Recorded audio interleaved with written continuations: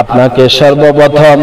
চাকরি করতে হবে, তারপরে বিবাহের প্রস্তাব পাঠাতে হবে, তারপরে বিবাহের প্রস্তাব পাঠানোর পরে মেয়ে পছন্দ করবেন, তারপরে বিবাহ হবে। বিবাহ হওয়ার পরে আপনি তার মহারানা দিবেন, মহারানা দেওয়ার পরে আপনি তার সাথে শারীরিক সংস্পর্শ করবেন এবং আপনার পিঠ থেকে যখন নুতফাটা মিন আইয়িশাইইন খলাকাহু মিন নুতফা সজরে বের হয়ে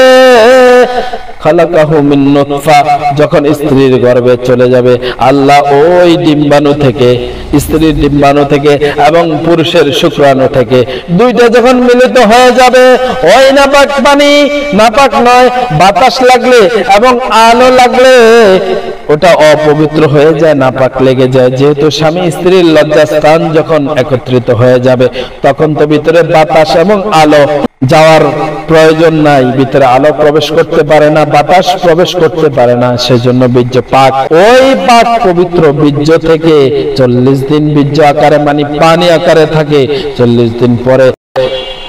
রক্ত আকারে 80 দিন হয়ে গেল, আর 40 দিন পরে 120 দিন পরে আল্লাহ গোস্তের টুকরায় পরিণত করে দেন। এরপরে আল্লাহ 4 মাস 10 দিন পরে